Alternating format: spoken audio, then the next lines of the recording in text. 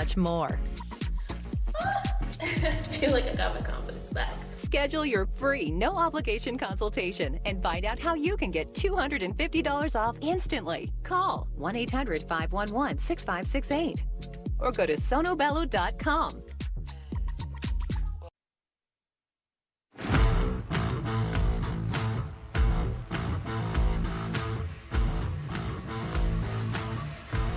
After an undefeated opening week, Minnesota Aurora return home looking for their third win in as many tries. They welcome RKC Third Coast, who are still searching for their first win of 2023. Along with former NWSL forward Danny Foxhoven-Young, I'm Jake Griffith. Thanks for joining us here at TCO Stadium.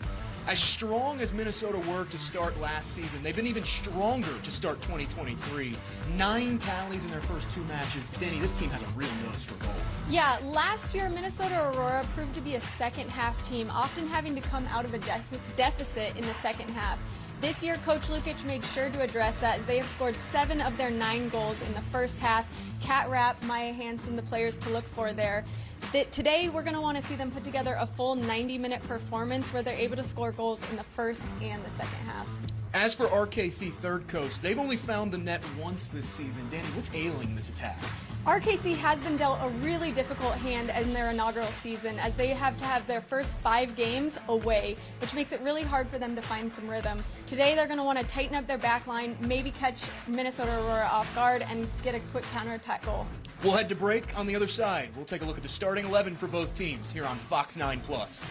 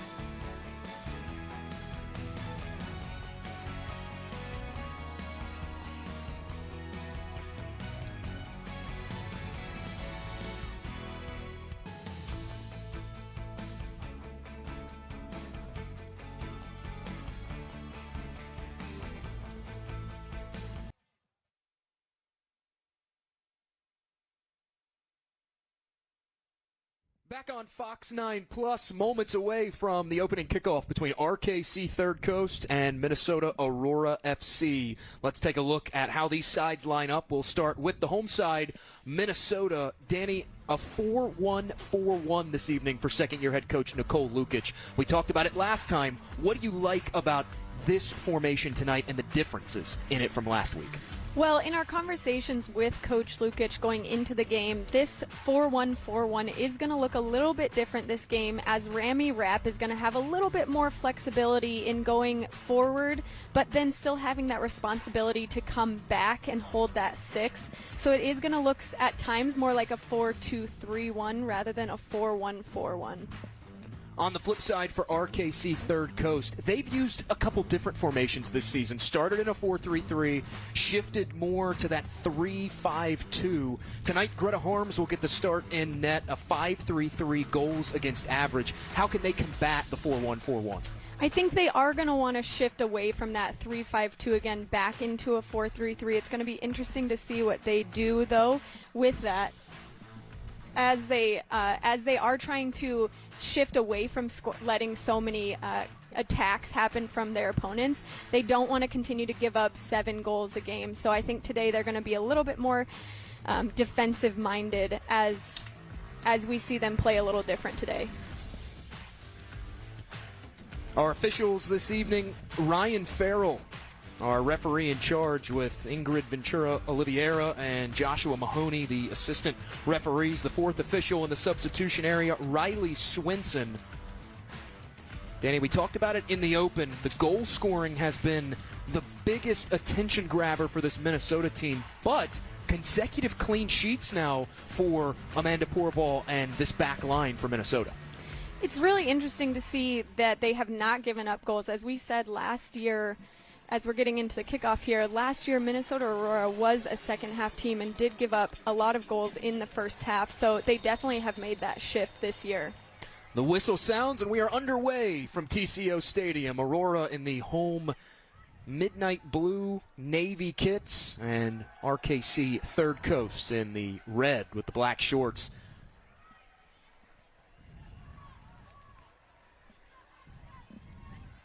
As Mariah Wynn will carry it forward on the far side. Has plenty of space to move and tries to send that ball through the middle. She has been such a standout player this season for me to watch. She always has her mindset in going forward, getting right off the kickoff at their back line, trying to go from one side to the other. You can see just right from the beginning there. Hansen will weave it through. Morgan Stone in the starting 11 this evening. Stone, the leading returning scorer from last year's team. Right now it's Maya Hansen who has a beat on that as the flag comes up on that approach into the final third, and that will be offside.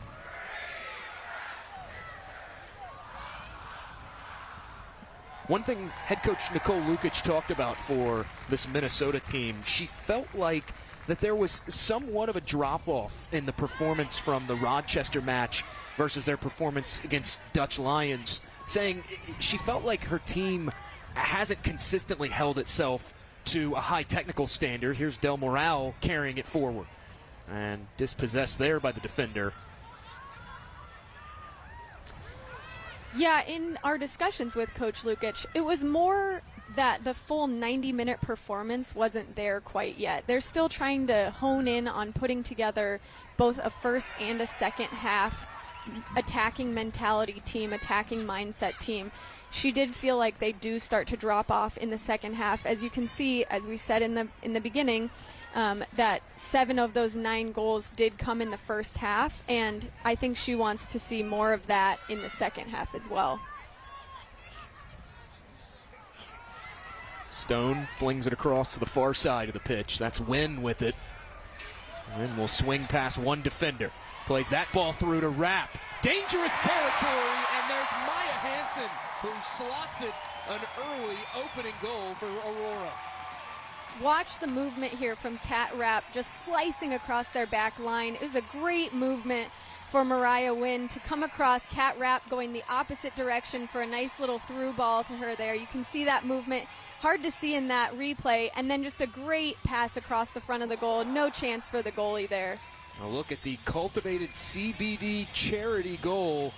It's Maya Hansen, her 4th of the season, and with that ties Morgan Turner from last year's squad for the most goals in club history. Cat Rapp, Mariah Wynn, and Maya Hansen, to me, have been the trio to watch. They are just fantastic together. I feel like they are reading each other. They know what each other want. They want the ball in space or they want it at feet. They know where they are firing on all cylinders here. Much like we saw the last time at TCO Stadium, Aurora scoring early. RKC with the giveaway off the throw-in. Now here's Stone with it. And the atmosphere getting excited already out here. The fans are really starting to pile in. You can hear the fans chanting Maya Hansen's name. It's such an exciting atmosphere here. Coming into this evening, Minnesota were tied for 17th most goals scored in the USLW this season. Southern Soccer and PDX FC had also scored 9 entering today. A lot of goals early on in this season from all across the country. It's been a really fun season to start off. Just teams coming right off the bat, in many of them in their inaugural season. That ball deflected away, one back by Minnesota. Here's Hansen. Now we'll play it to Langdock, who joins the attack. That intercepted, wanted to cross that through the penalty area, and it's cleared out. Smart clearance by the defender.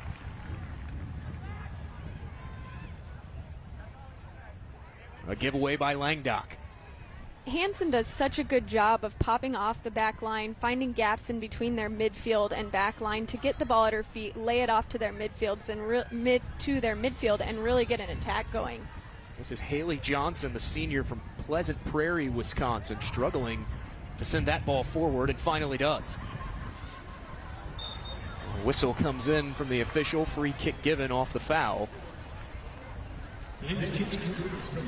The aforementioned Johnson, coming off an injury-shortened junior campaign at Milwaukee, had 8 goals last season, was a United Soccer Coach's first-team all-region pick last year. Stone wins that back for Minnesota.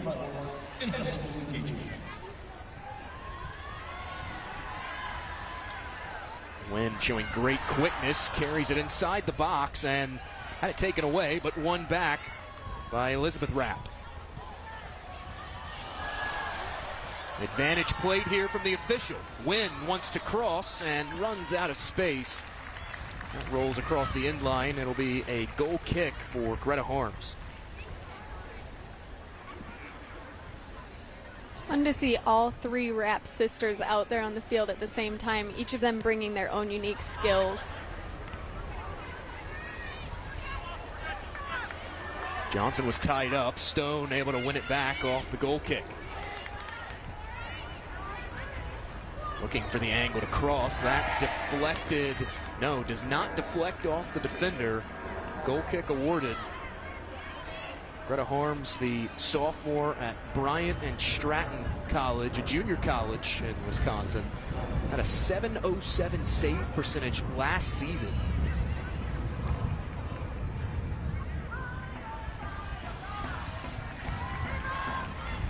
Harris was able to ride Eagan off the ball, and Minnesota back on it. Tiana Harris is so good at stepping up there with such confidence, winning the ball back, playing it to Morgan Stone. It turned in from winning the ball back into a quick possession here for Minnesota to turn and go forward again.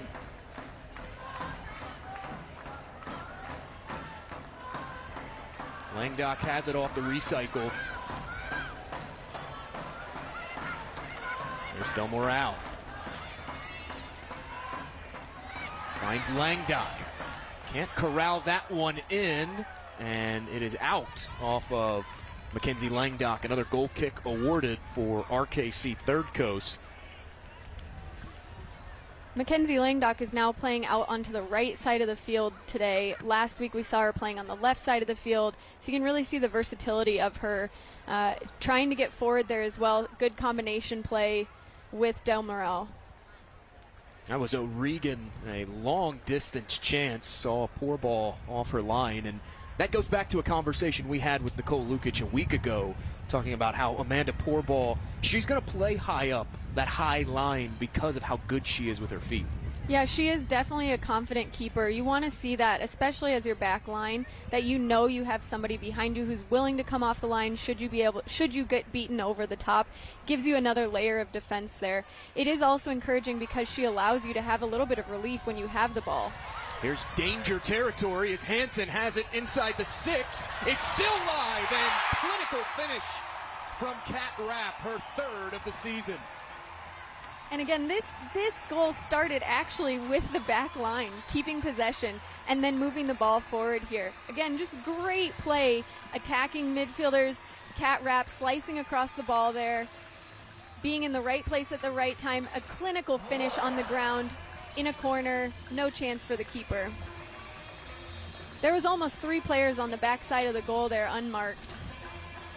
That's been an issue for RKC Third Coast. You go back to their first 3 matches of the season. Anytime a team builds from the back like we just saw Aurora do, it's almost as if RKC gets caught watching the ball, especially that back line. They really struggle defending that, and again, it comes back to bite them.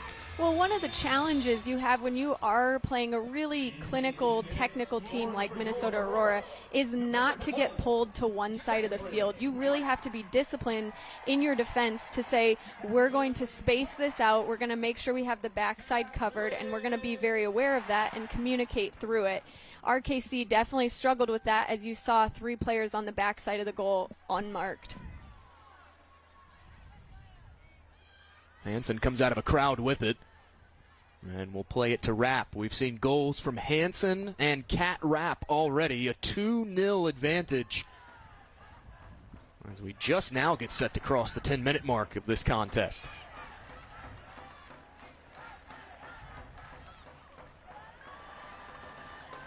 Through the middle to Stone. Morgan Stone did a great job to pop into that little gap there, get the ball, be the relief, and come out the other side. Del Morel had Langdock on the overlap. Instead, back to the middle. Here's Stone with it.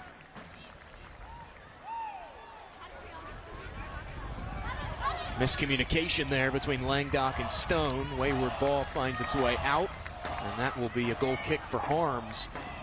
Coming into this evening, RKC Third Coast, a -12 goal differential. That was the 6th worst in the USLW. That number is going to continue to grow. 2 early goals given up. Pass deflected away. A chance for RKC to counterattack.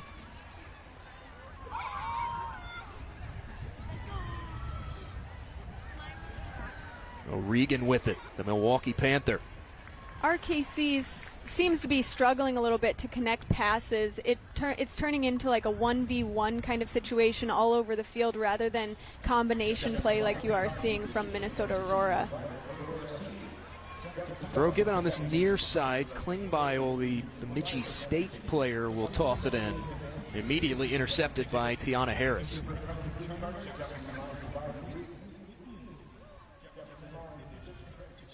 Through the middle, here's Hansen now. Great ball out wide, a foot race if Wynn can get to it, and she cannot. Out for a throw. Maya Hansen loves popping into those spaces. She's doing it all over the field, whether it's deep in their defensive half or almost up at halfway there, getting the ball, turning, looking behind her, and playing it out wide there, trying to hit Mariah Wynn. Ball cleared forward for Eagan. Got tangled up there with Morgan Stone, and Stone able to win the throw for Minnesota. Elizabeth Rapp will toss it in, the Oklahoma Sooner. Made 4 starts for OU last year.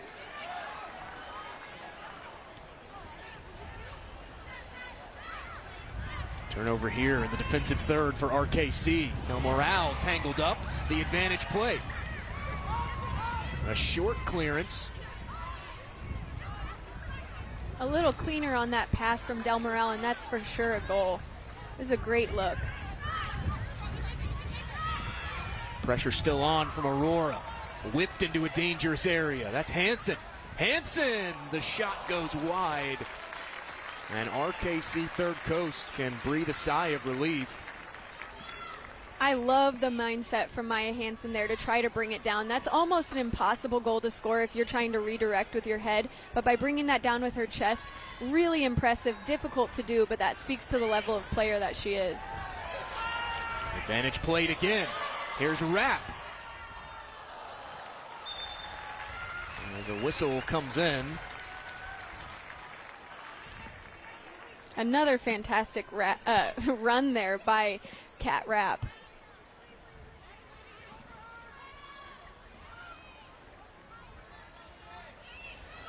RKC with the throw on the far side. But again, Danny, we see that Aurora high press coming into play. It's something that this coaching staff has really preached this season for Minnesota. Yeah, they're definitely trying to win the ball as high up the field as they can. That can create opportunities without them having to get creative and try to build out of the back, although they're very comfortable in doing that. This is something that they want to be able to score goals off of, is winning the ball high up the field. Aurora will have the throw again from that far side. RKC coming off that 7-0 loss away against Chicago City. Outshot 26-7 in that contest. And that is something Coach Lukic talked to us about, is anybody who can put up 7 goals against a team is definitely getting her attention. So Chicago City has definitely had some good results here.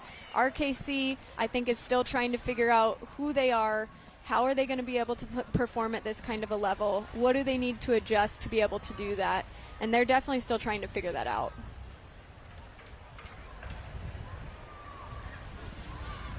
Here's Johnson with it. Now Johnson will play it out wide. Oh, good challenge comes in from the defender. It looked like that was Wynn just able to disrupt that buildup. It'll be a poor ball goal kick upcoming. That was a good job tracking by Mariah Wynn. Sometimes you don't always see those outside midfielders wanting to make that effort to get back, especially knowing how attacking minded she is. So that's good to see. Speaks a lot to what Coach Lukic is wanting to see from her attacking players on defense still.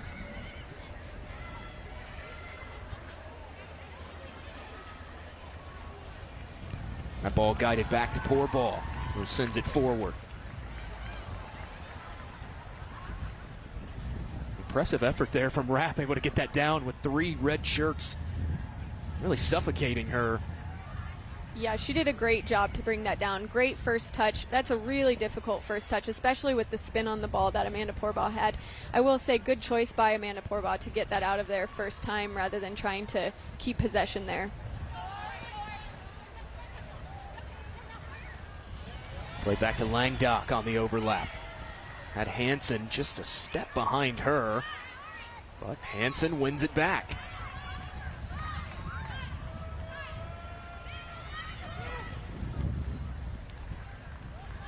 Back out wide to Langdock, wants to cross. Shot sent forward and parried away by Harms, and now the other shot goes sailing over the bar. 2 excellent looks. Minnesota Aurora just looks like they are having so much fun in the attacking field there. You can see Eli Rapp there smiling, just loving to getting forward. And one player slow to get up after the play.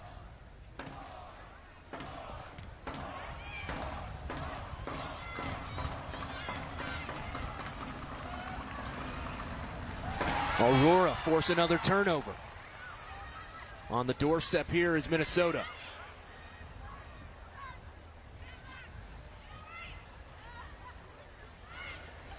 Rapp plays it out wide. Near that far flag for Wynn. Now here's Rapp. Whipped in. Hansen heads it wide of goal. Right idea, just couldn't get that finish down for Maya Hansen. Could even see Mackenzie Langdock drifting forward, wanting to get involved in that on the backside of the field. It almost landed to her at her feet there if it had gone over the head.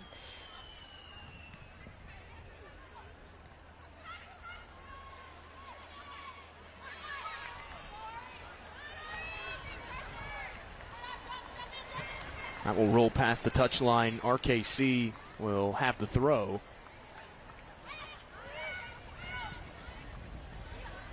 You see that high press again. These Aurora players really hounding RKC, forcing turnovers, and now played back to Harris.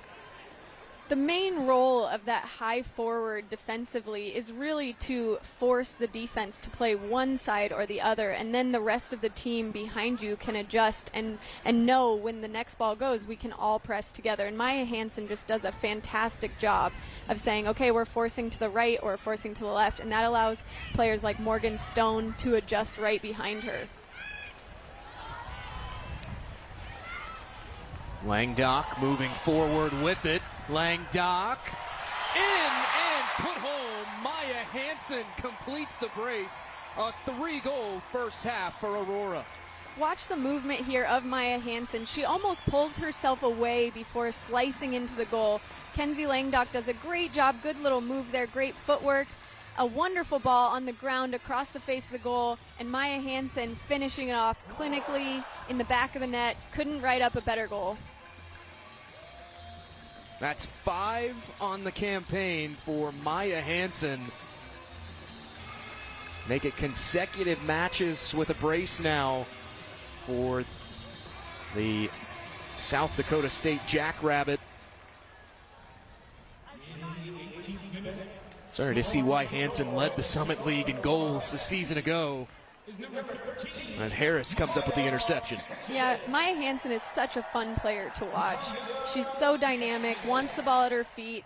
She's a great connecting player, and you can see she puts in the hard work defensively. Allows her team to win it back, and then becomes the player to turn around and go score.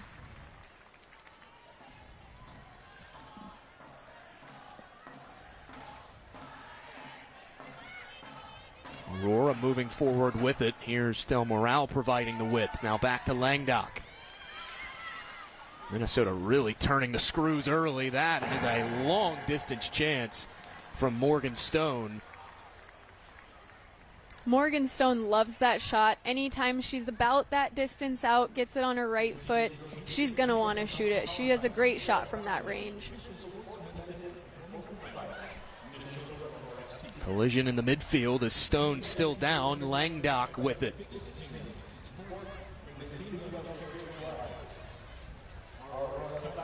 Johnson trying to hold off the challenge there from Stone and guided back to Klingbeil.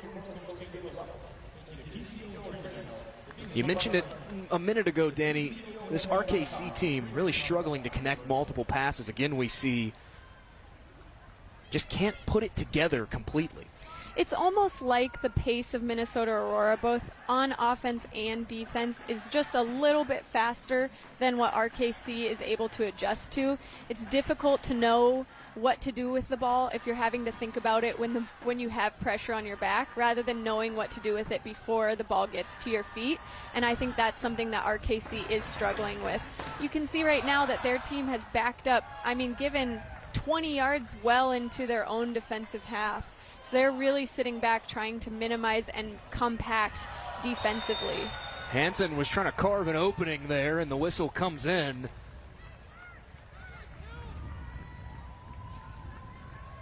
A free kick will be given to Minnesota as Hansen will take it just a step inside that far touchline. And look at it again.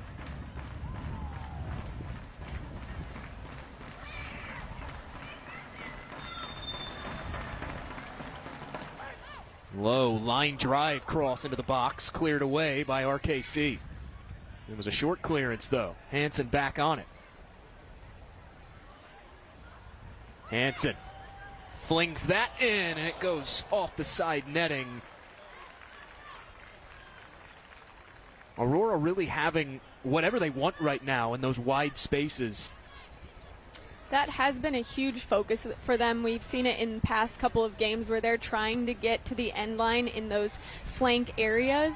They're definitely exploiting that again in this game.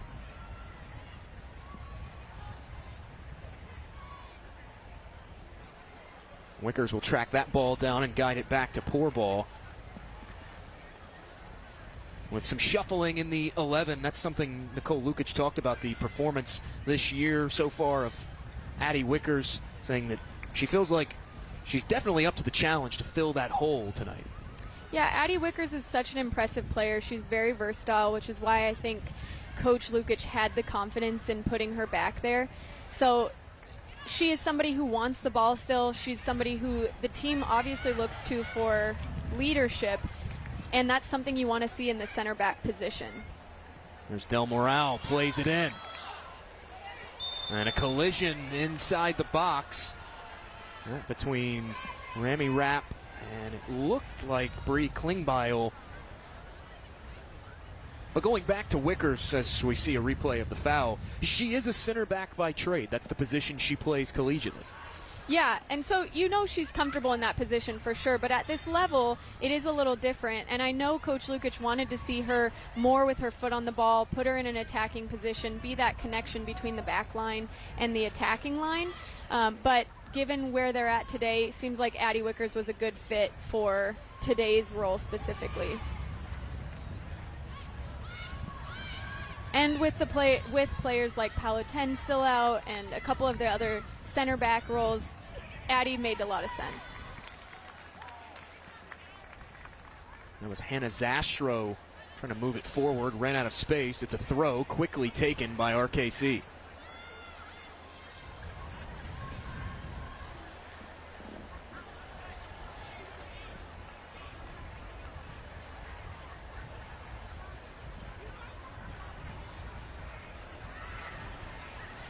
Stone pushing things forward for Aurora. Now here's Rami Rapp.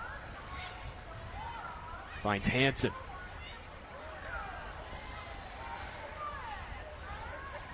Langdock will take up residence out wide. Here's Del Moral. Good build-up here for Aurora. Langdock. Just nudged out past the end line. It will be a corner upcoming for Minnesota. Phenomenal combination play throughout the field there for Minnesota Aurora. I think Maya Hansen started that off by getting it just, halfway through there, then going back for it and almost being the one to get on the end of that. Wickers will take it from that far flag, the Utah native. In swinging and headed wide by Morgan Stone. Good delivery on that set piece from Addie Wickers. Morgan Stone is definitely their target player on these corner kicks. You can see they're trying to find her every time that they have a corner kick so far. 9 appearances for Stone last year, 5 goals. A turnover here from RKC. Down goes Kat Rapp. Just rolled up on the ball. Block shot, Karams to win. Whipped in. And Langdock will pick up the pieces. Ground cross, dangerous area, and the shot wide of the far post. A flurry of offensive chances early for Minnesota. Langdock is doing such a great job of getting to the end line and cutting the ball back across the 18. Such a dangerous ball. It almost puts the defenders in a position to score an own goal as well. So it's a really, really difficult ball to defend and looks great for the attackers to get on the end of it. Wynn comes up with this one. The shot off the woodwork and out.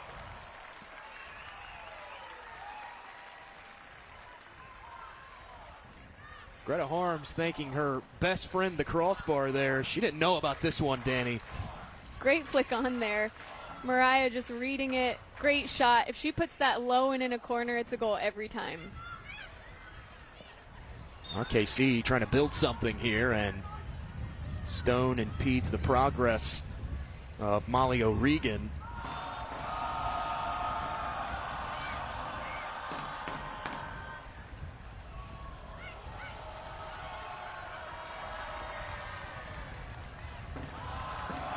Nice little one-touch pass there from Haley Johnson, but looked like Klingbeil out wide. That was just a step too slow to it.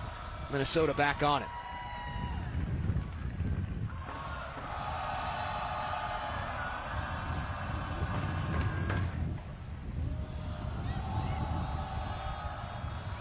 Langdock plays it through to Stone in the middle. Morgan Stone doing such a great job of getting the ball at her feet, being that connecting player, even if it is to just play back to the center back there.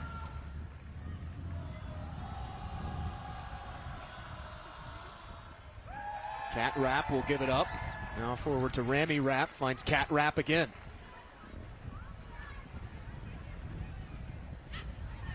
Ahead to Hansen. A promising build-up here for Aurora. Hansen will corral that in.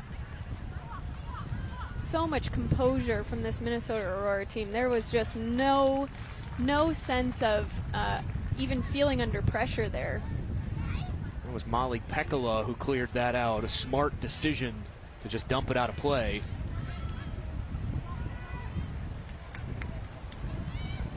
Really difficult for RKC even to get forward. They don't have any players holding high on Minnesota Aurora's back line.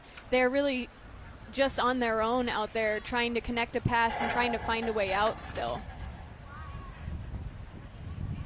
Looking for Paige Baird forward. Now Johnson will come up with it.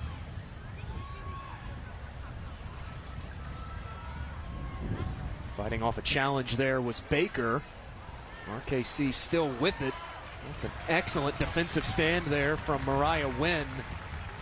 RKC did try to go from one side of the field, from the left side of the field, switch it to the right side of the field there, but it actually took them about 3 or 4 passes and even some extra touches in there that were pretty unnecessary. If they're able to speed up that play, I think they'll have a little bit more success in being able to go from one side of the field to the other, catch Minnesota Aurora a little bit more off guard. A little too much weight behind that pass from Pourball out. And a throw taken by RKC.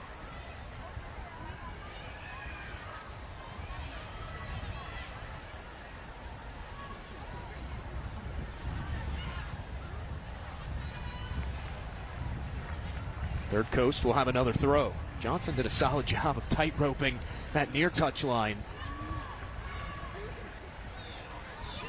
Now Third Coast will try to build from the back themselves. We have just crossed the half-hour mark played.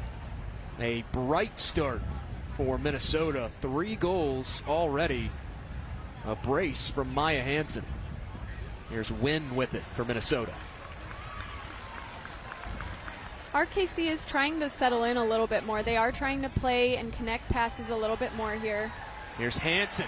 Flat out outruns the defender. Hansen cutting in, and she tallies her 3rd of the match. A 4-0 lead for Minnesota. And this is Maya Hansen at her finest. Turning, getting the ball, taking a player on. She had no other thoughts in her mind besides, I am going to score this goal. An incredible individual effort for Hansen, just outrunning that back. Oh, what a fantastic finish as well. A little inside of the foot there, bent into the bottom corner of the goal. She had her eyes set on that, and there was no messing it.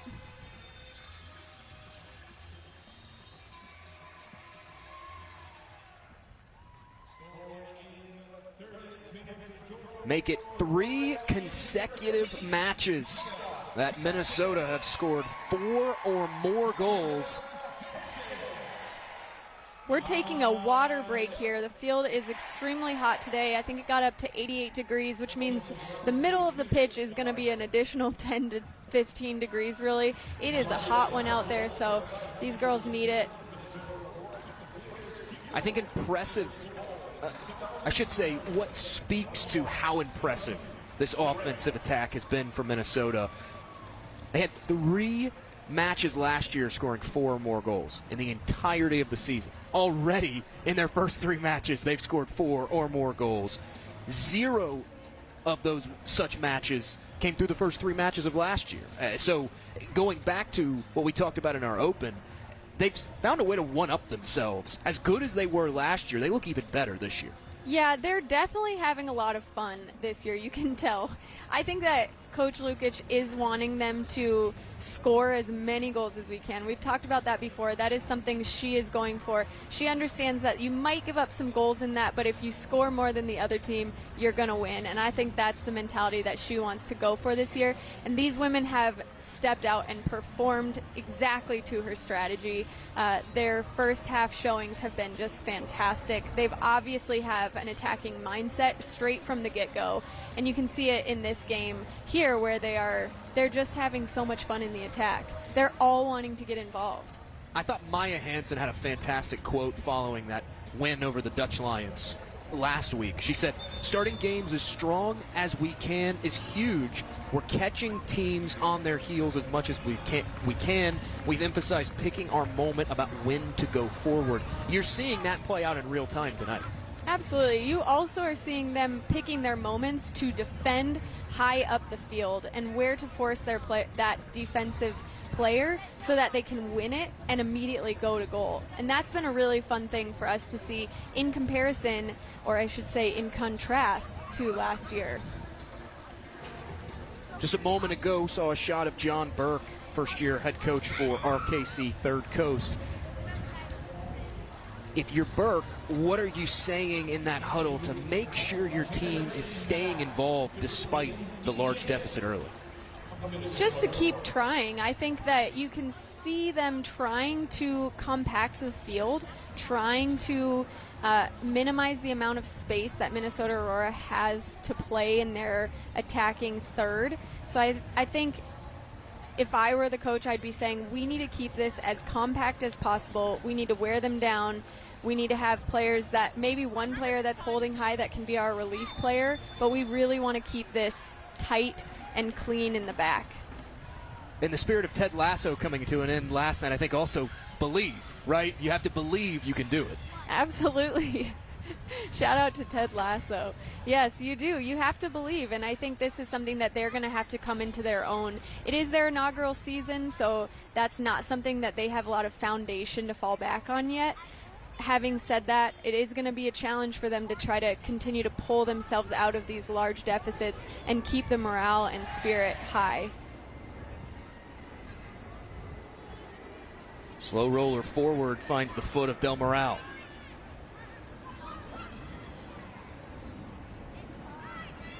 Langdock. Low ground cross, cut out there by the defender. Back to Stone. Del Moral again has a chance, and that finds its way through. A phenomenal finish to make it 5-0. Again, great movement there up the right side of the field. Mackenzie Langdock getting to the end line, which is really creating this opportunity from the beginning. Pops out to Del Moral. She has a wonderful finish with her left foot. You can see the in-swinger here, a little bit at the inside of the foot. The ball spinning there. Just a really, really difficult ball for the goalie to try to save. Even if she gets her hands on it, that spin is actually spinning into the goal still. So, you know, that's a great shot by Del Moral. An incredible finish to make it 5-0 from Ariana Del Moral. 10 appearances for Aurora last season, had a goal and an assist. Now opens her account in a phenomenal way in 2023.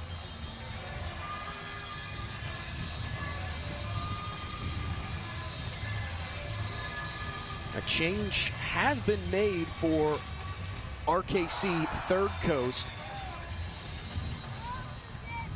Eliana Toscano has come out. Looked like a little knock there for Toscano. Sophia King will come in. King currently still in high school, but is signed to Milwaukee. Actually played in the Bavarian United Academy prior to joining RKC Third Coast.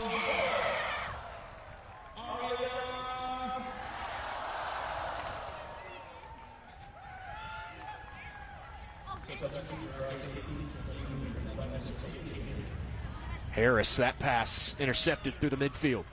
It was Johnson with the takeaway. Wants to play her teammate through in O'Regan, and Harris cuts off her path to the ball. difficult ball there by Tiana Harris, trying to play into the midfield. There was a little bit of pressure there. I think they're getting a little comfortable, and this is something that Coach Lukic wants to see them minimize. In a tougher game, somebody's going to punish you for that. So you want to see them tighten that up, keep that really precise passing going for a full 90 minutes here. That is something that Lukic talked about with us earlier this week, about playing in blowouts like they have, 5-0, 4-0, now 5-0 again so far, as here's Wynn wanting to cross. That leaks through. Del Moral on the doorstep, couldn't finish it. Langdock will clean up the mess right at the hands of the keeper, Rami Rapp. A straightaway save from Harms. I think that might have been Cat Rapp, actually. And, oh no, you're right. It was Rami Rapp. And great strike there. If she could keep that far post low on the ground, I just don't think she got enough of the ball there. But it was a great run, great movement by her. Wickers will carry it forward. But going back to what I was saying, Lukic talking about playing in blowouts, she said playing in tighter games forces you to clean things up. So they have to be creative about how they hold themselves to that standard. Here's Wynn. A short clearance. Yeah, it's difficult to be able to hone in on the really important details that seem to make a really big difference in games that are a lot tighter, because you have to be that much more precise about what you're doing, your decision making, your passing, and being able to perform under pressure, make quicker decisions, things like that. Hansen with it on the corner of the box. And she'll have a go of it. That goes sailing over the crossbar. She did say that is one of the reasons why they expanded the roster. They brought in the players that they did, help create that competition internally. So even if the final score line is somewhat inflated, in their training sessions, they're still keeping it competitive. Yeah, that's something that a lot of these players are looking to get. This season is not just about game performances, it's also about performing in training and performing really well in training. And I think Coach Lukic is putting a huge emphasis on these women are training at the highest level day in and day out. So come those challenging games, they know what to expect, they know what their teammates want and need from each other, and are ready to perform come game day as well. Langdock steps in front, interception, and given back away to RKC.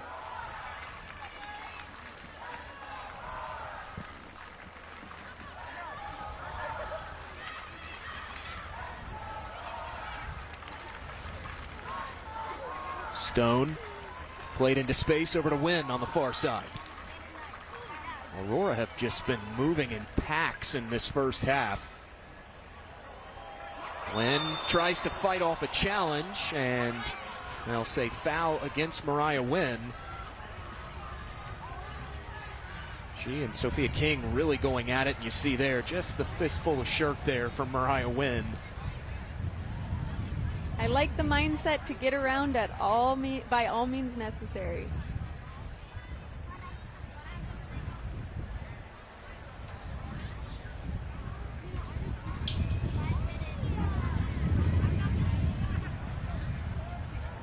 Harris and Johnson get tied up, and Harris comes up with it. Johnson was looking for the foul. Instead, it's an opportunity to counterattack for Minnesota. Into the middle to Stone. Now here's Wynn. One-touch pass. Oh, backheel to Wynn. Was looking for goal and just couldn't get it right on frame. Once again, Maya Hansen so dynamic.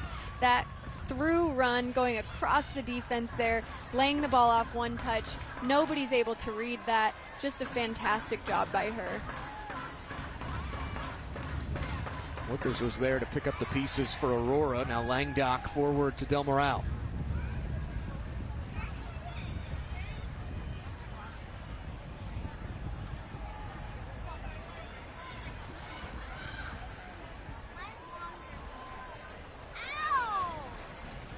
Quick give to Rapp.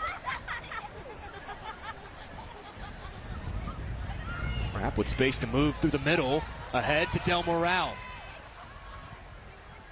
And just at the last moment, a good recovery there by the defender. That was Hannah Zastro able to clear it out. And it does concede a corner for Minnesota. It is worth noting RKC Third Coast only traveling 14 players this evening, which means with the injury to Toscano, only 2 substitutes available at the moment. Wickers sends this ball in. Harris first to it, and Harms read it all the way. Yeah, and they probably did have to carry an extra one of those subs being a goalie. So really you only have one sub to go off of there. Makes it really difficult to have any sort of depth and make changes that might be necessary at halftime.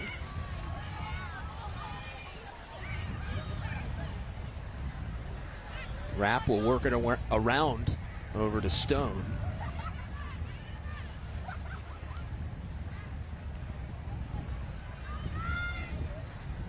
Langdon cuts back through into the middle. Here's Stone, all alone. Stone sends the shot forward. Are you serious? Morgan Stone top bins. Morgan Stone right in that sweet spot on her right foot. I knew it was just going to be a matter of time before she gets one of those bangers for herself. Fantastic goal here. Lovely setup right on her right foot. The keeper didn't even have time to put out her hand there. They invited Stone to shoot, and shoot she did. 6-0 the lead in the first half. The most goals scored in a single match so far in Aurora history. It's been a fun first half. I think the girls are loving it.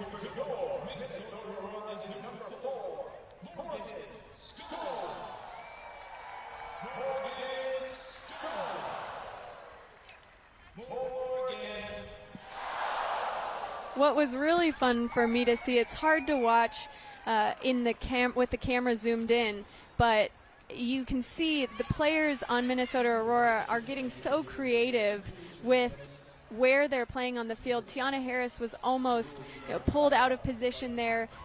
Kenzie Langdock was forward. Ariana Del Moral was back. Everybody was kind of going in different directions, which just speaks to the amount of creativity and comfort they have with each other to say, if I go forward, I know somebody else is falling in behind. Hansen back on the ball, now Rapp with it. It took 6 matches last year for Aurora to net their 15th goal of the year. It's only taken 3, not even 3 full matches, 2 and essentially a half. Here's Wynn slicing toward goal. They want more. Hansen tried to guide it that way and instead guides it wide.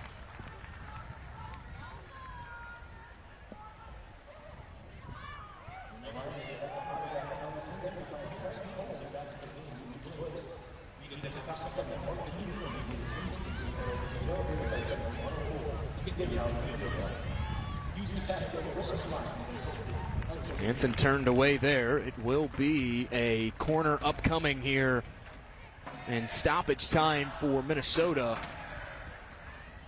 RKC is really having a hard time playing out of the back, even as a clearance.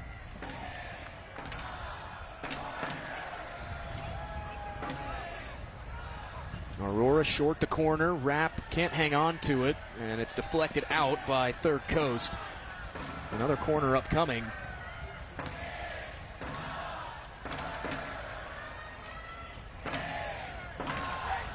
Wickers hangs this high. Stone got her head to it first, and it rolls wide of the net. That will be a goal kick upcoming for Greta Harms.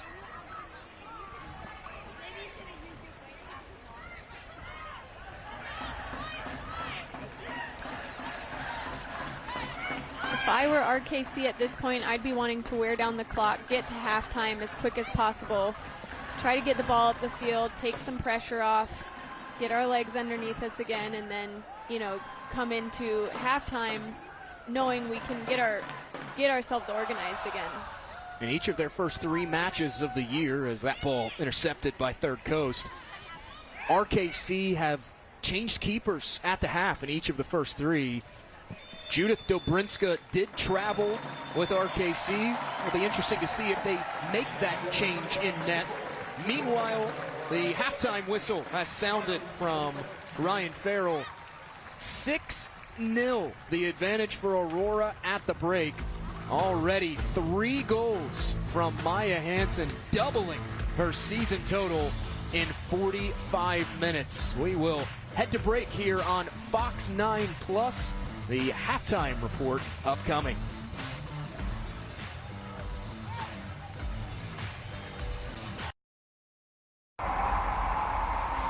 Aurora fans, you're watching the Fox 9 Plus halftime report. Well, welcome and thanks so much for watching. It's now halftime of the Aurora's third game now, trying to stay perfect on the season. So far, they're doing pretty good. They're leading here at the half in the border battle against RKC Soccer Club. Let's get right back out to TCO Performance Center with Pierre Nugent and Jennifer McDermott. And it's another strong showing for Aurora fans out there in Eagan tonight. Yeah, Tim and BC certainly is a great crowd on hand here at TCO Performance Center, and they have been treated to a stellar first half by Minnesota Aurora. They leaded 6-0 at the end of the first half. We will talk more about that game in just a minute, but first, I want to bring Jennifer McDermott in here. And Jennifer, we're looking at the weather.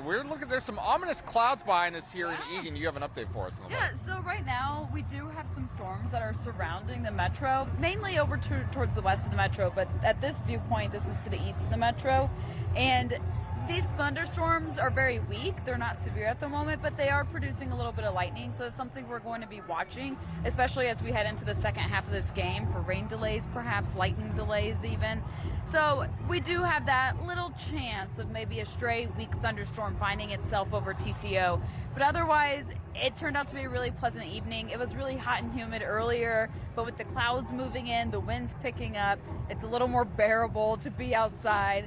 And I still have my fancy new hat on. Yes, yeah, I do. Sure you do. Yes, the first 500 fans tonight got these cool bucket hats, and that's why I have my hat on. Pierre has one too. He's just not wearing it. Well, as I mentioned in our 5 o'clock broadcast, I just had my hair cut that Fox 9, spend a ridiculous amount of money on, so I can't ruin it on the first day. Diva. So, well, meanwhile, though, on the field, like we mentioned, Minnesota Aurora just coming out firing on all cylinders in this game, and really Maya Hansen has just been the straw that stirs the drink here for Minnesota Aurora. She has scored in each and every one of the matches played thus far for Minnesota Aurora, and not only has she scored again tonight, but Jennifer, she has 3 goals in the first half already, bringing her season total up to 6 goals in 3 games. That is just an absurd pace by Maya Hansen, who really has led Minnesota Aurora so far early on in the season. Again, it is 6-0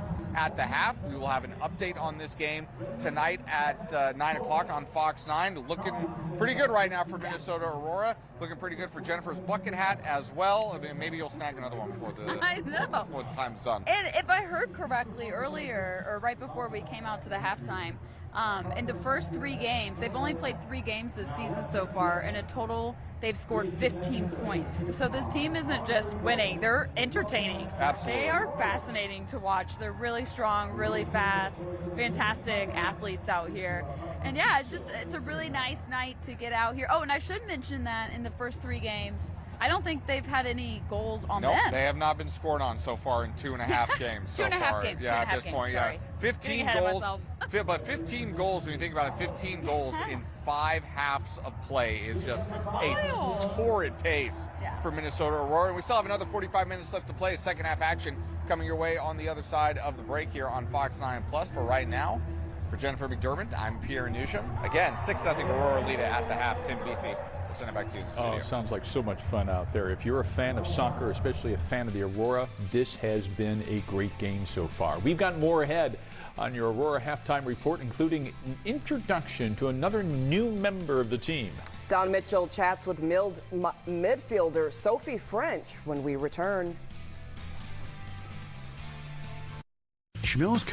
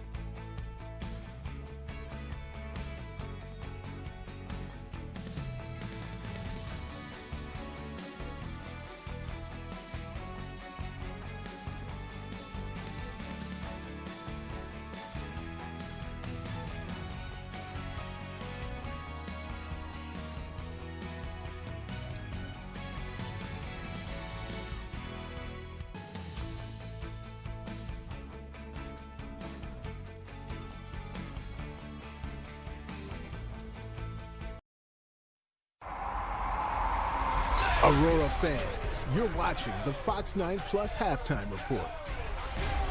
Oh, this has been so much fun tonight. Look at everyone out there tonight, and they're seeing a great game so far. Of course, Aurora up 6-0 at the moment, and the fans are getting ready to get back into action out there. But we still have another 5 minutes before they kick off the second half. There are so many new faces on the team this year that they come with some great soccer experience too. Don Mitchell introduces us to Sophie French, who knows a lot about soccer, but is now learning all she can about Minnesota as well. Oh my goodness, I've heard humidity is intense here. In Oregon, it's very crisp, like clean, clear.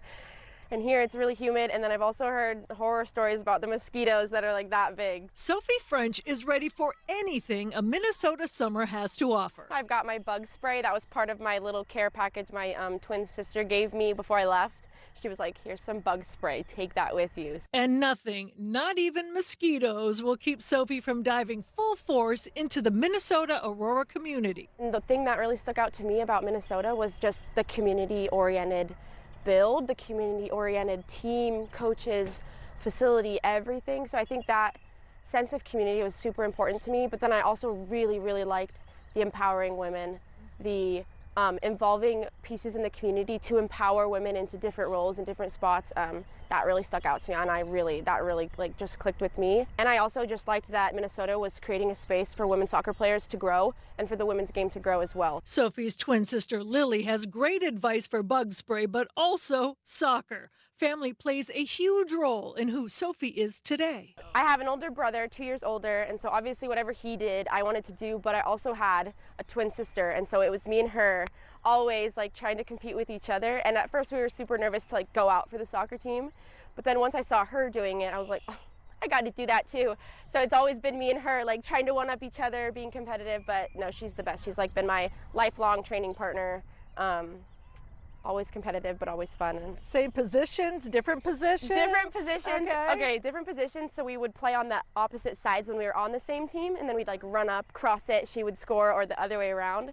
Or when we played each other, we would be on the same side. Like she'd be a forward and I'd be a defender, and we'd go head to head, which was always like really fun because I love to like be scrappy and kind of tug at her and get on her nerves. But then I'm also like, if she wins the ball, I was like, go Lily, go. I was like, oh wait, not my team, like don't cheer for her. While her siblings helped sharpen her competitive juices at an early age, Sophie had the hunger for soccer on her own since she was 10 years old. And you can thank David Beckham for that. You know that movie, Bend It Like Beckham? Yeah.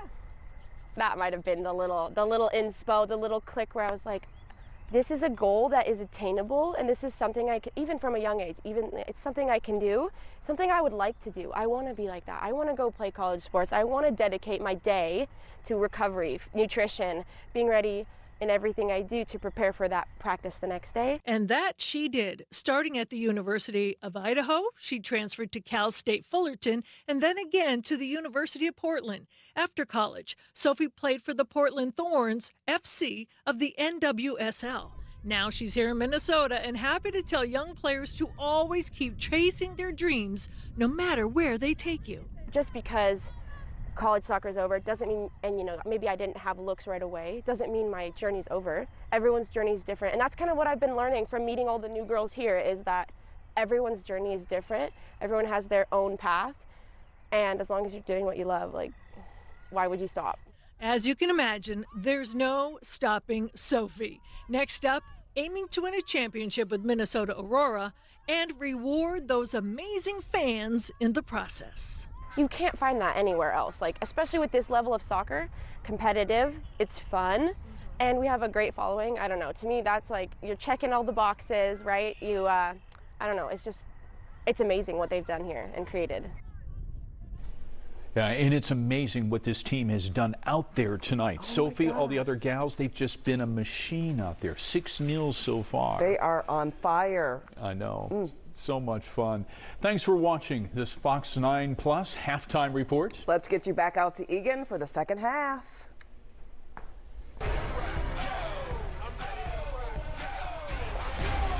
Yay.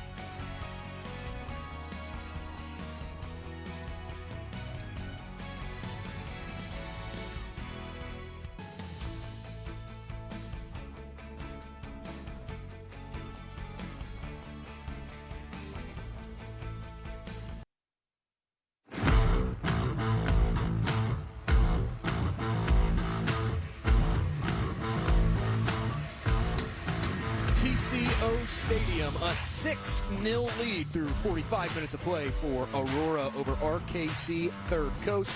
Along with Danny Fox-Young, I'm Jake Griffin. Some first half highlights to show you, Danny. A lot of action in the opening 45 minutes. So much fun soccer had been played by Minnesota Aurora in that first half. All attacking mindset, players crisscrossing, cutting across the field, scoring goals, getting to the end line. Just a ton of fun to watch. You could tell that the players were also having fun. Nicole Lukic said it to us earlier this week. It was a good first week. We had a lot of fun. That has carried over into week number 2 for Aurora. Tied for the most goals scored in a single half in the USLW this season with 2 other teams. A couple of changes to make you aware of as we're underway in the second half. Taylor Kane, just saw her on your screen, has been brought on in place of Amanda Pourball. Hannah Adler, Vienna Banky, Lydia Rupert, Kylie Olson, Sophie French, and Caitlin McBean, the other changes for Aurora in this second 45. Coach Lukic using all 7 of her subs right off the bat here. So you can see she's really wanting to give some players some extra minutes, trying to shift some things around, see how players can do in this second half. Probably also try to keep that mindset going. Over the top here, Aurora crashing in. A good job there by Harms, able to hug the far post and cut out that opportunity. Again, though, on the front foot, right out of the gates are the Aurora. Yeah, absolutely. They are not letting down. I'm sure at halftime, Coach Lukic had a lot to say about this second half performance being even more critical than the first half performance, because this has been a rough patch for them in the last 2 games. They have struggled with the energy dropping a bit, trying to keep the pace up, trying to keep that attacking mentality going for a full 90 minutes. So I'm sure that that's something they talked about ad nauseum over half.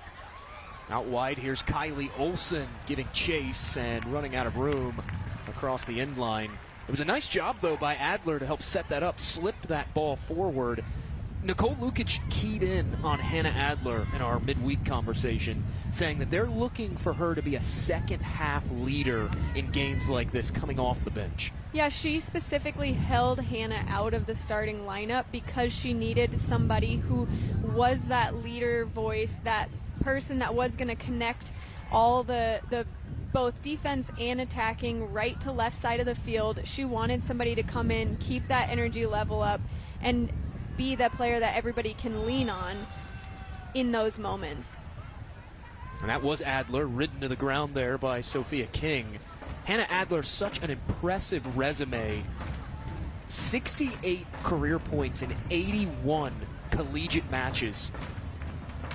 Played 2016 to 2019 at Denver. Spent last year with Racing Louisville.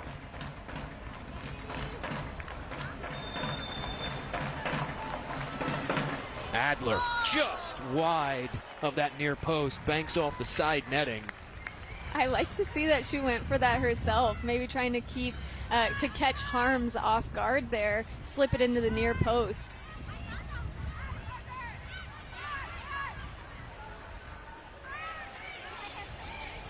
Banky plays it forward, was looking for Adler, a little too much weight behind that.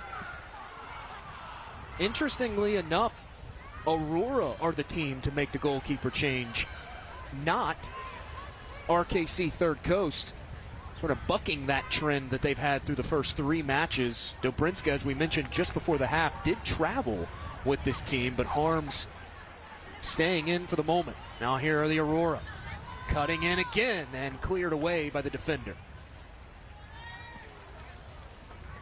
As we did say in the first half, RKC does not have that much depth just available to them, so hard to say what the mentality is there by Coach Burke, but Headed back forward to French. Ball still alive inside the penalty area. French slips it in short side on Harms, adding to the total 7-0.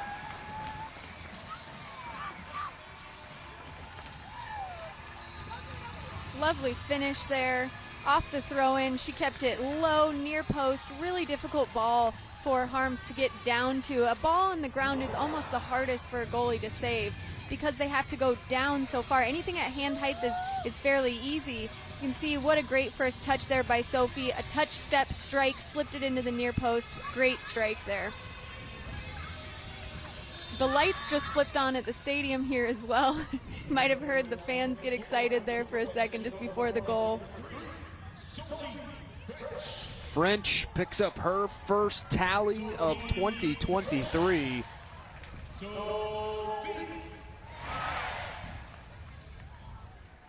RKC Third Coast will have the throw far side. French, another player with such an interesting resume, played last year for the Portland Thorns as a national team replacement player. Prior to that, played collegiately at CSU Fullerton, Idaho, ultimately graduated from Portland, class of 2021. Yeah, she's a really interesting player to watch. She brings a lot of work ethic. She's somebody to me that is a workhorse. You know you can rely on her to do the dirty work, to get forward and do the work to get back as well. She's just a very reliable player, and I think Coach Lukic sees that in her. And we've had our first card brandished by our official, Ryan Farrell. It looked as though Caitlin McBean, the player, going into the book, and a free kick given here for RKC. Angling in toward Taylor Kane and headed away. That will win a corner kick, first of the match for Third Coast. Good ball in there, making it really difficult on the Minnesota Aurora defensive line there. Heading it out was the best that they could do.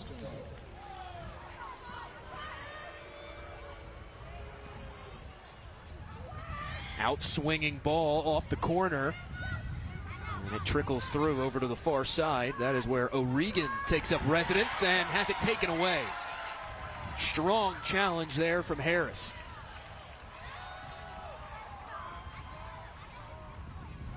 Great tackle there by Tiana Harris, really jump-starting the attack, getting them out of their defensive half and into their attacking third within a matter of touches.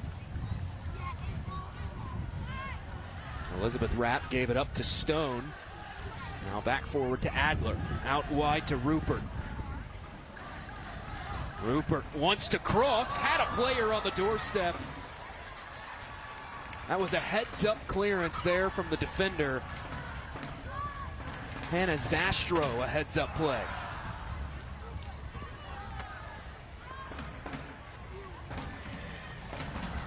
Great job there by Rupert to try to get as close to the end line as she could before getting that cross off. Wickers will send this ball in from the near flag. Cleared away by Third Coast. Not many bodies there in the box. Defender could have flubbed her lines and did not. That will take the pressure off. A little bit of a messy clear there, but they were doing the best they could.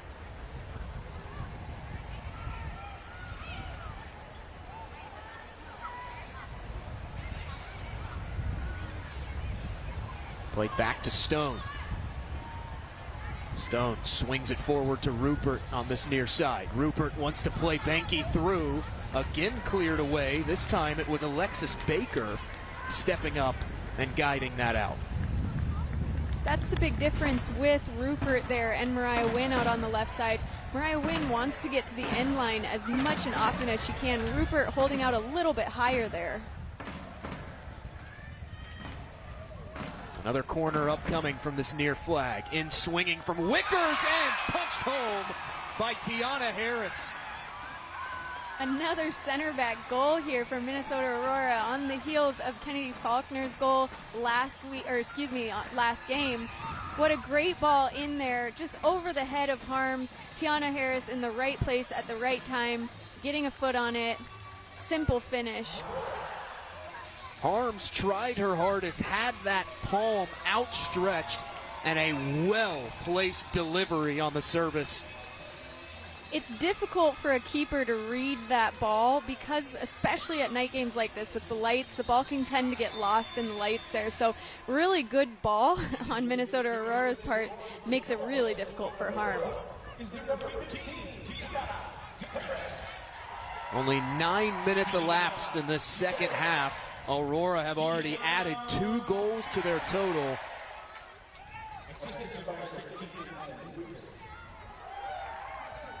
So far, the energy of Minnesota Aurora in this second half has not dropped one bit.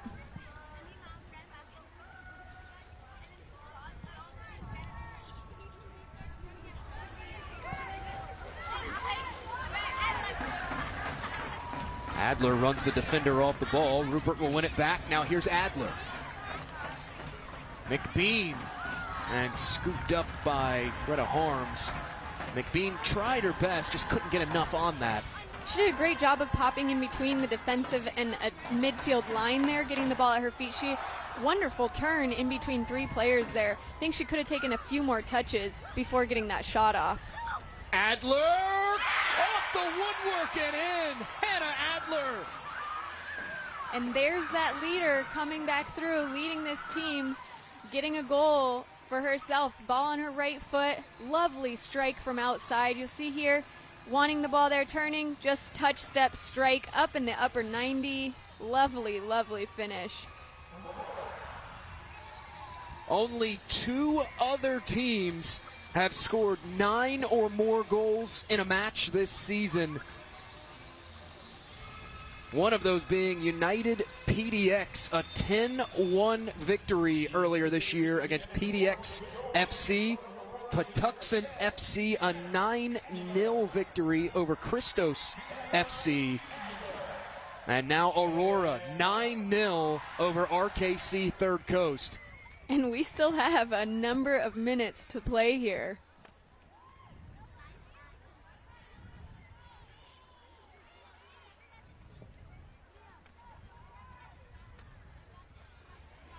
French with it. Able to find a teammate forward. That's solid defending from Betker, able to just step in front and rip it away from Kylie Olsen. Great try there by Olsen. I liked the idea. She almost tried to get a touch there and beat the defender around the other side. If she would have gotten that clean, it would have been a really impressive move.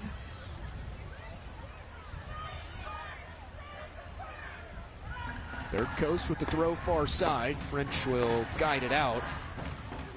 The full-time whistle has sounded about 60 miles up the road from Eagan in Rochester, Minnesota. A 2-0 victory for the Green Bay Glory over Rochester FC. Green Bay, one of the last teams to open 2023, and they've now done it with consecutive victories. Now 6 points in the Heartland Division table.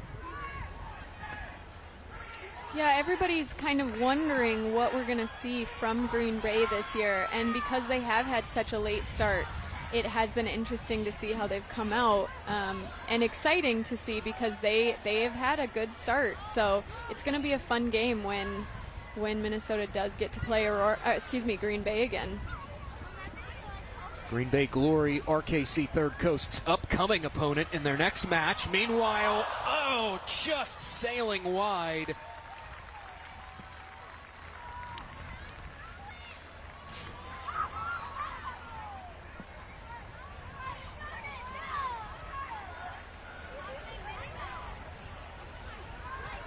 Green Bay, though, going back to it, opened their season a 2-1 victory over Bavarian United. That took a couple people by surprise, considering the strong start Bavarian had turned in. Green Bay, though, is such a solid team. They have had a season under their belt, so they know what to expect at this kind of level. There is a bit of maturity that comes with just being able to play and having like a little bit of tenure in this league, because okay, we went down a goal, maybe we went down 2, but we can come back. Certainly, we still feel strong in that. So Green Bay, I think, had a hand up there.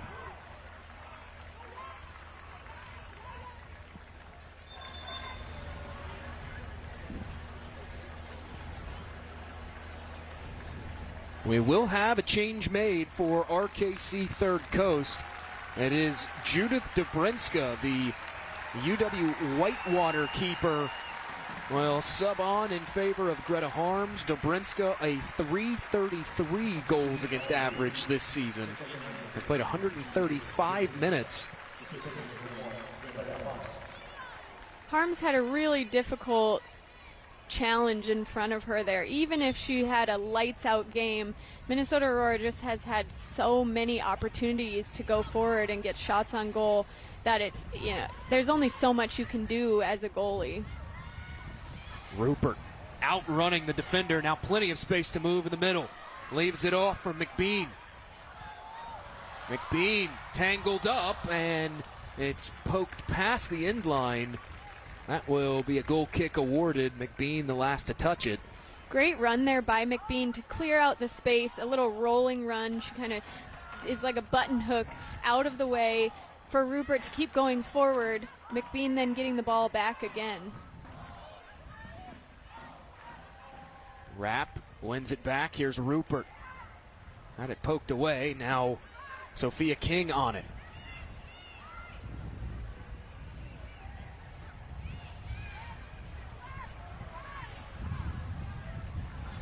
Minnesota Aurora is doing a really good job of keeping that press high even in this second half.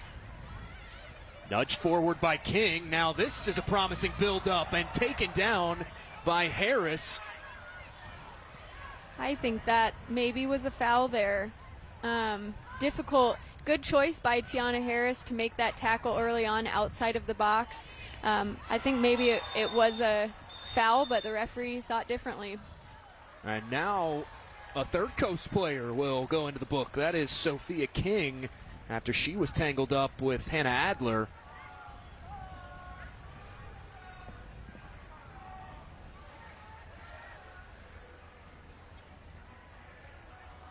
One player we have not seen suit up for Aurora yet is Paola 10, the native of the Dominican Republic. That is because, as we take a look at the foul here.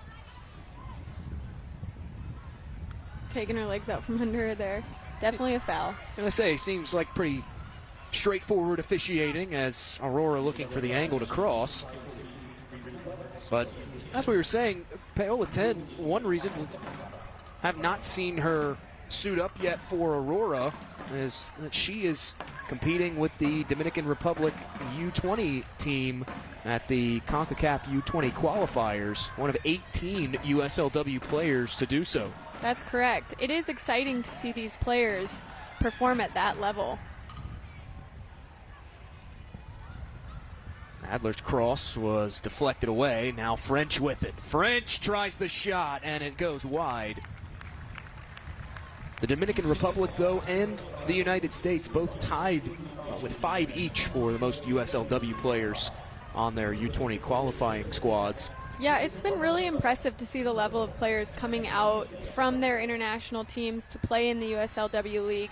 It's really exciting for the future of the league, number one. But number two, it's also fun to see these women play in that kind of a setting on an international stage. I'm sure in the upcoming World Cups we'll be able to see some of these players as well, which is just really exciting. Obviously they are under 20s, but they have a bright future ahead of them. That cross cut out. The shot played forward, and it finds its way through. Dobrinska lunged for it, and it was Caitlin McBean. 10-0 in favor of Aurora. It was almost like Dobrinska didn't have her feet set yet. That ball was a little bit of a slow roller on the ground. Having said that, it was perfectly placed in the back corner. Difficult, again, to get down on the ground to. That is the most challenging area for a goalie, to get down to the ground and make a save. You almost have to step and push off in a different way than you do if you're trying to make a save at hand height. Minnesota joins United PDX as the only two teams to cross double figures in a single match. 10-0.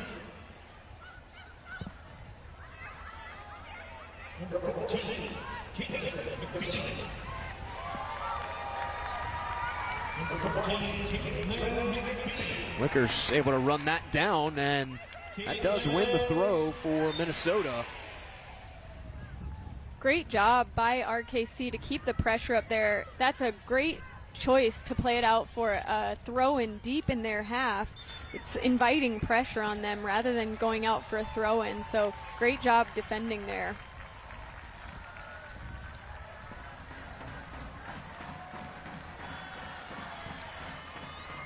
Ryan Farrell, our main official, having a quick word with Riley Swinson. Meanwhile, near the middle of the pitch, it looks as though a bird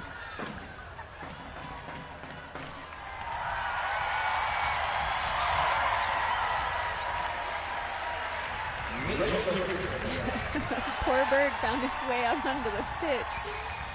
We got a savior coming in to take the bird off to safety.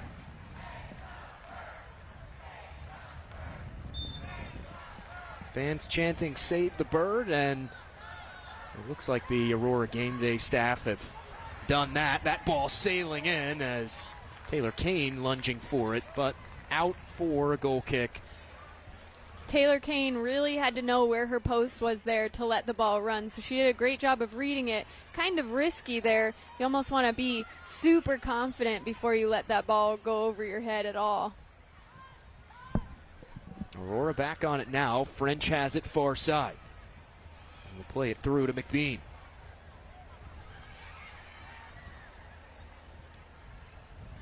Try to lob one through the middle. Defender whiffed on that clearance, and fortunately there to clean up the mess, that was Sophia King. Great job there by McBean to pop into that hole once again, get the ball at her feet. A few too many touches there in her trying to turn. The RKC defender just kind of took that right out from under her feet, but Aurora was up there pressuring so high still. They won it back early. Stone tries from distance again, that time high on the chance, and it sails over the bar. Once again, right in her favorite range there. A little bit on her left foot, though, not her favorite foot. So a little bit uncomfortable there for her, but you see she's still trying.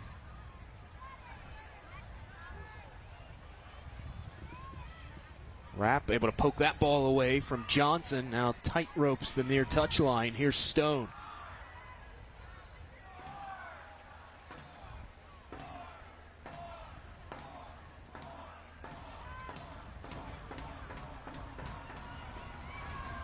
Rupert now. You love to see the movement here of the attacking 5-6 Minnesota Aurora players here, where they're all slicing in and out. This is something Nicole Lukic definitely wanted them to continue to do in this second half. Beautiful ball in, headed away from goal. That was McBean who got to it first again on the free header, just couldn't place it on frame. And that all starts with their movement earlier on. You saw them connect maybe 15 passes there before actually getting that cross in. It allows them to move the RKC defenders all out of position. Aurora back on the front foot. McBean searching for another. That goes wide of the near post, inches wide.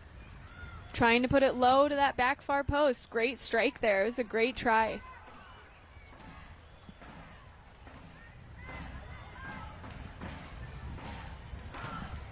Minnesota Aurora once again pressing so high up the field, making it so difficult that RKC outside back there had 3-4 players around her, had nobody to pass to. McBean tries again, and that time Dobrinska able to slam the door shut on the near side. McBean seems to really be wanting to get another goal for herself. Another tally for Aurora. That would be the most goals scored in a match across the league this year. That's one of the first times we've seen RKC actually punt out of the back, which does relieve some pressure. I'm actually surprised to see how much they've been trying to play out of the back rather than just getting it up the field and getting their players forward. Adler couldn't wrangle that ball in. A throw given to RKC Third Coast. Promptly intercepted there by French.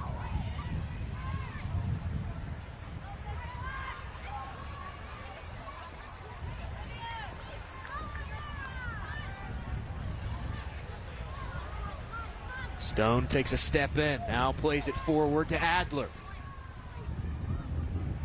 That ball just out of the reach of Banky. Again, though, you see RKC struggling to clear the lines there, and it results in this ball in a good spot for Aurora. There's just so many gaps between the different lines of RKC. Their center backs are holding pretty far back. Their outside back is getting drawn up near Lydia Rupert, near Sophie French, and that's leaving a lot of gaps in behind them. And then McBean is popping into the gap just in front of the center backs. It's just making it really hard for them to keep up with Minnesota Aurora. That ball crossed in. Adler, far post, saved by Dobrinska. McBean, that shot blocked. It's still live inside the 18.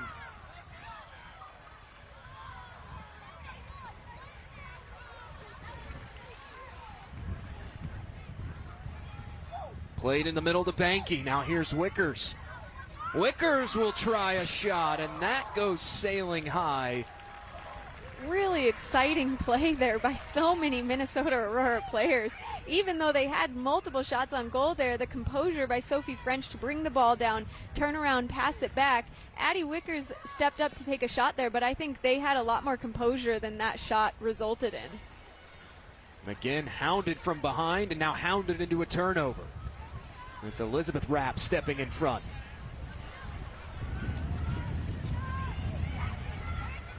Now here's Banky, wanting to cross. Defender able to close that gap off, and it's cleared out for an Aurora throw. Banky trying to get down to the end line there. Such a strength for this squad. Banky, that just inches high. She really got a hold of that one. That were a little lower. I think that was going in.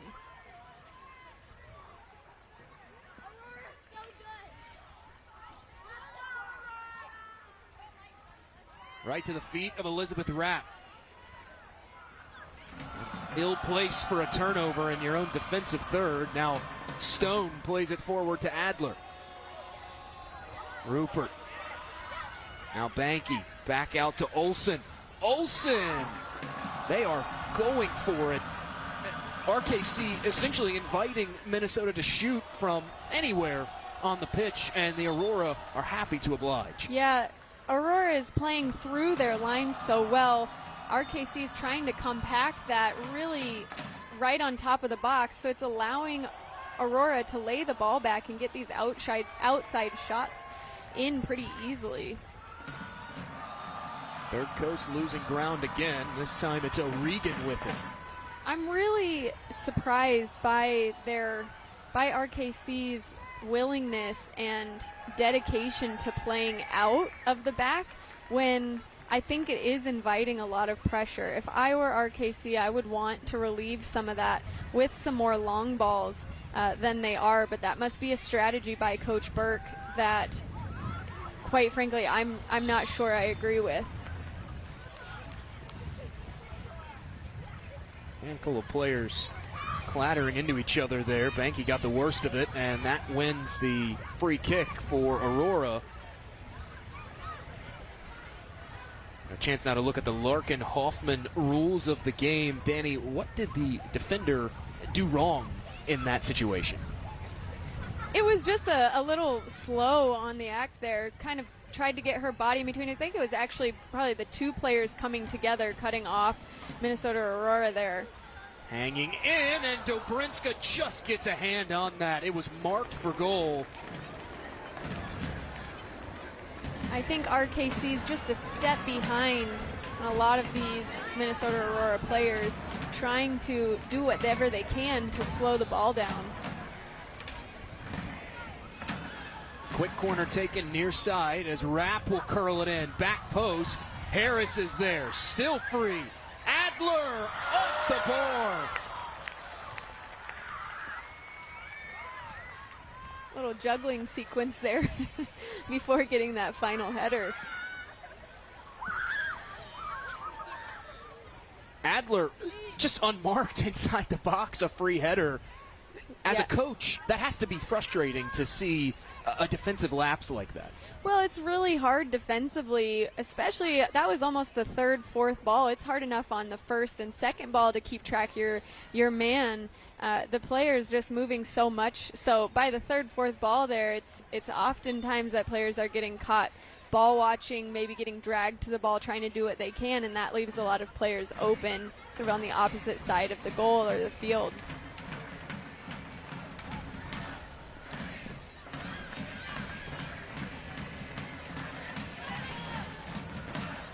Third Coast changing the angle of the attack now near side. As Klingbeil has to flick one ahead, and it was deflected by Wickers. Good ball there, though, by Klingbeil to try to get in behind them. That's one of the first times we've seen a run coming from middle of the field to outside, and Klingbeil trying to hit in behind Minnesota Aurora's line there.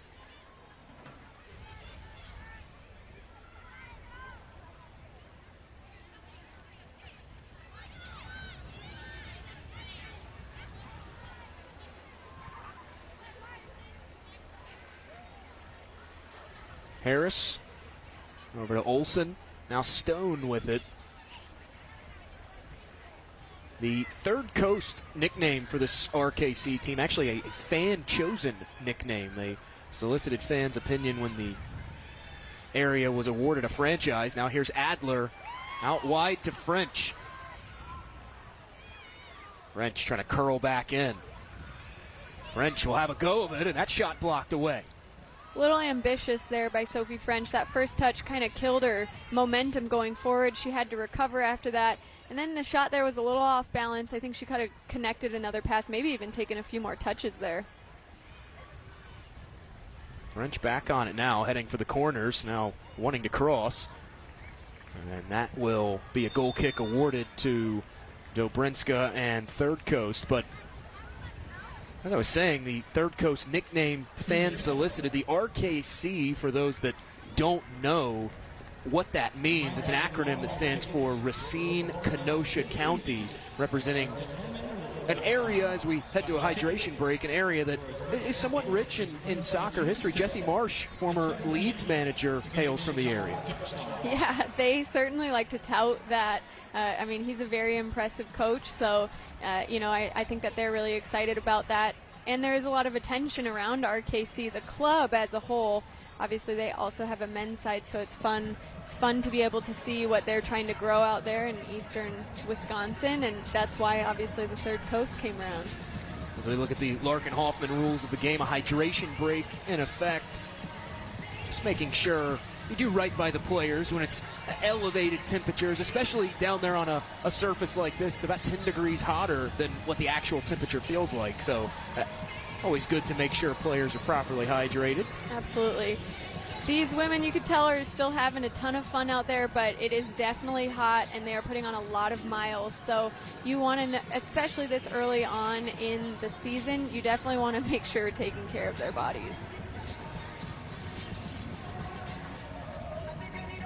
Approaching the 80th minute here at TCO Stadium, and attendance of 4,531 watching what has been a goal-scoring affair. It got started early, and it has continued. When we kicked this match off tonight, Danny, Minnesota, as we mentioned earlier in our broadcast, tied for 17th most goals scored in the league this year.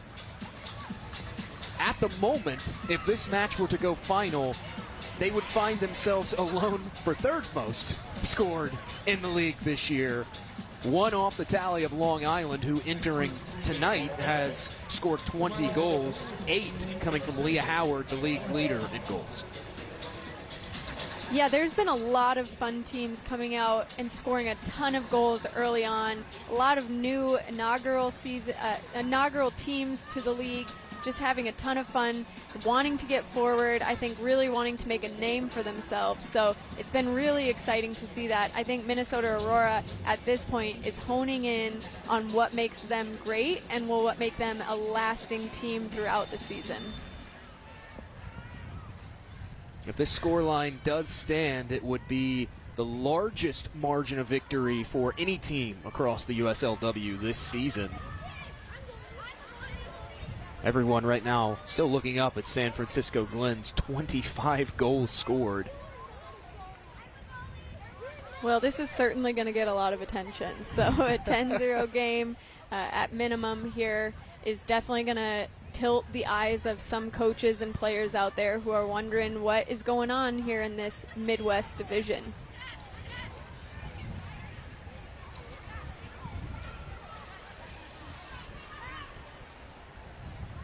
Banky space to move, now plays it wide out to Rapp on this near side. Here's Rupert, ahead to Rapp.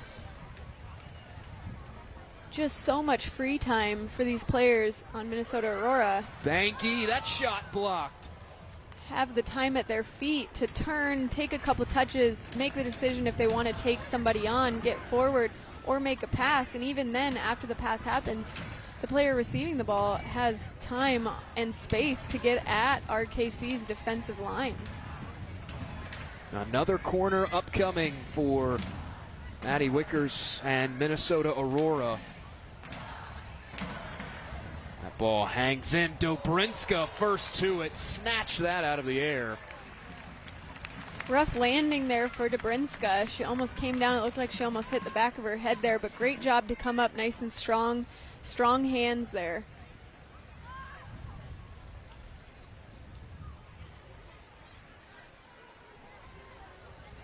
That was Pekala who just bobbled that one, couldn't haul it in, was feeling the pressure from behind there from French. Danny, you talk about people taking notice. Just yesterday, the USLW released their power rankings, their top 10. The top 5, San Francisco Glenn's NC Courage U23s, Indy 11, Tampa Bay United, California Storm. Aurora on the outside of that 5 looking in, number 6. And the rest of the top 10, McLean, Oakland Soul, Long Island, and Flint City AFC. You would think a 10 goal scoring output in a single match is sure to elevate Aurora up those power rankings. You certainly would hope, Jake. But you never know. There's a lot of teams who are putting up big numbers this season. A lot of those teams are new teams from the coastal regions where there is a little bit more strength. So I think that USLW League is probably looking at that as well as they're going through these power rankings, but I think that this will, it should get some attention from the voters for next week. I will also say a lot of those teams have played 5 games at this point. They started their seasons a little earlier than the Heartland Division, so that is also played into the just rankings. Glenn's being one of them, 5-0-0 to start the year. No change for San Francisco from the last power rankings released by the league. Yeah, they've sat atop the table pretty much the whole season.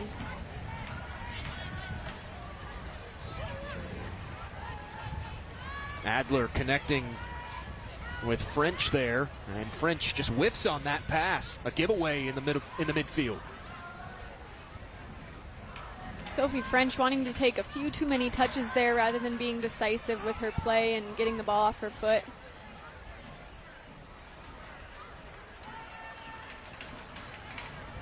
Here's King.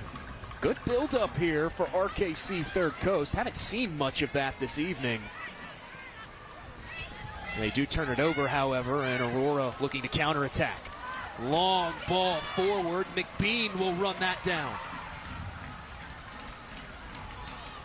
McBean wants to cross, and a good job by the defender. Just stuck the foot in. That was Johnson able to disrupt that. McBean did a great run there, and then she did a good job of trying to slow the ball down a little bit, wait for her teammates to get into the box as well, because she was almost a lone runner there for a little bit.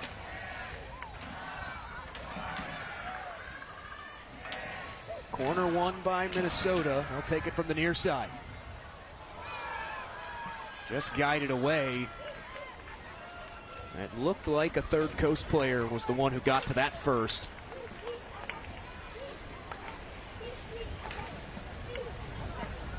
You mentioned all the new teams in the USLW this season. We talked about it the last time we were here at TCO Stadium, league expanding from 44 to 65 as Aurora give it away. That does mean a change in the playoff format this season for the USLW.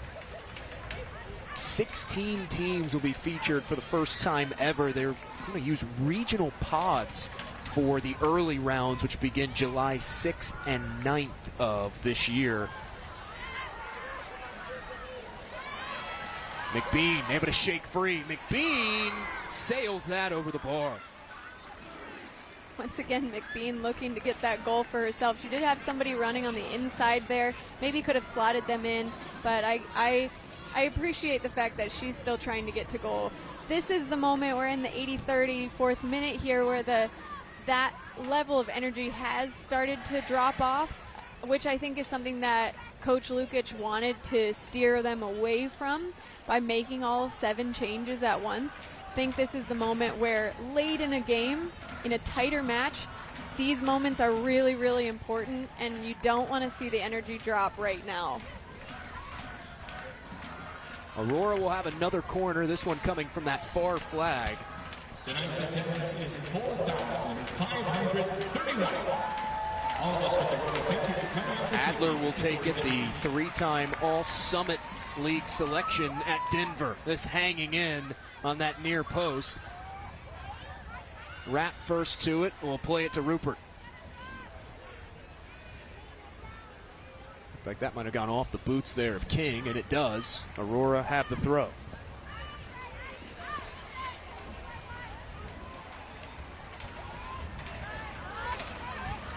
Here's Stone. Thought about it for a moment, now gives it up to French. French back through the middle. Banky looking for goal, and it's wide again. Good little combination play there. It started with Sophie French popping out from out of the box into the nice little flank area there, getting the ball on her right foot, taking her player on, and then crossing it quickly into the box. Nice little layoff and a good strike. Again, just great combination play.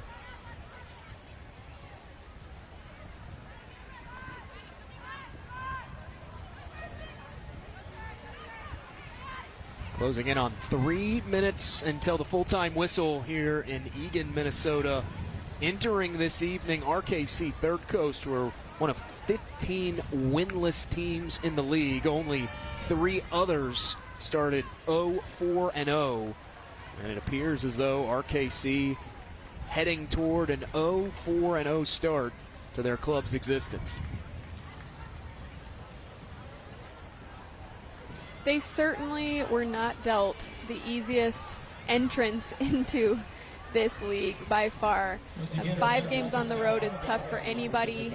It's tough to get in the swing of things. It's tough to have your full roster with you. So I empathize with the challenge that they had.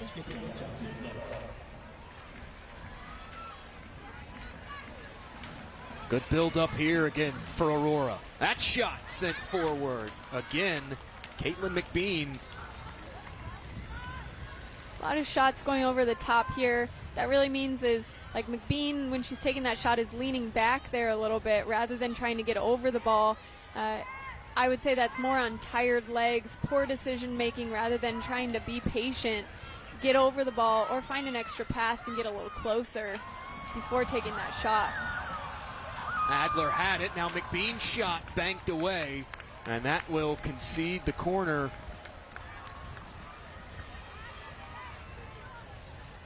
The biggest thing that Nicole Lukic emphasized to us earlier this week when we talked to her, as we see a look here at the blocked shot. That was a good strike by McBean there. Had it not been blocked, that was going in the far corner there. Free header for McBean goes wide. But the biggest thing Nicole Lukic emphasized to us this week, Danny, was that this team has not played up to its full potential yet. She even said that people haven't seen our best yet, which might be surprising since we're 2-0. We talked a lot this week about holding ourselves to a high technical standard. I'd say we're about 80% there. That's a scary thought if you're 80% there and you're scoring 10 goals in a single match. Yeah, I would like to hone in on a certain word she used, though. She said we want to hone in on our technical skills, and I think that's something that you can see in the precision of this team's performance today, just in the little details, their decision making, their cleanliness on the ball. It's been very good. It's by Minnesota Aurora today, and I definitely think this is something that you're going to see them continue to improve on as they get more comfortable with each other and within this setting. Rapp will leave it out to an empty area. Here's Rupert, and Dobrinska gobbles that up to end the opportunity.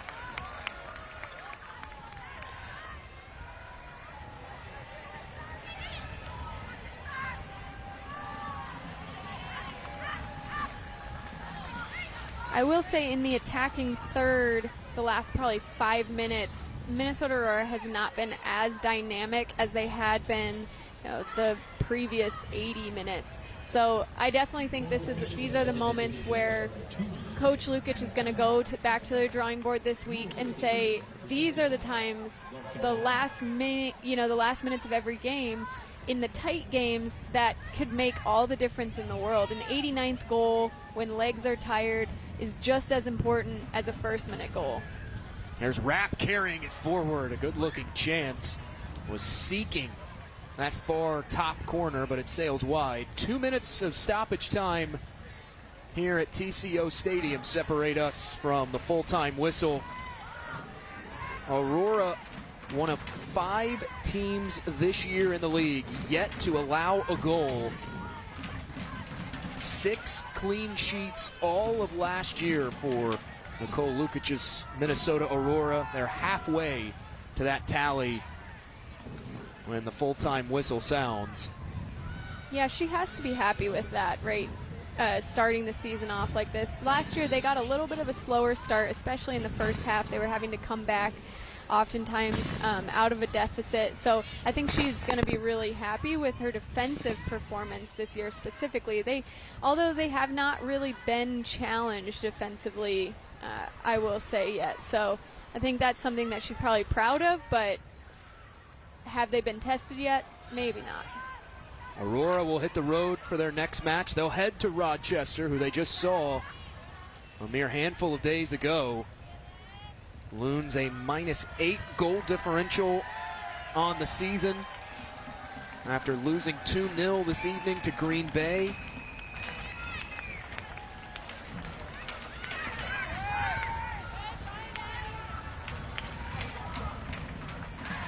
Great show in the hole there by Hannah Adler to be that relief play out. The whistle sounds. A full-time result at TCO Stadium. Aurora scoring goals for fun on this Wednesday evening. 10-0 the final scoreline. The largest margin of victory in a single match in USLW play this season. Our Star Tribune player of the match, who else but Maya Hansen. 3 goals to her credit this evening, doubling her season output in just one match. Absolutely well-deserved. For me, she was the standout player of today. She was always finding the ball. She was connecting. She was working hard defensively. She created chances time and time again. Even defensively, she created chances. She won the ball and then was the one to get on the end of it again. Minnesota still have yet to concede a goal this season. 3 consecutive clean sheets, and Aurora improved to 3-0-0, a 10-0 win over RKC Third Coast. Aurora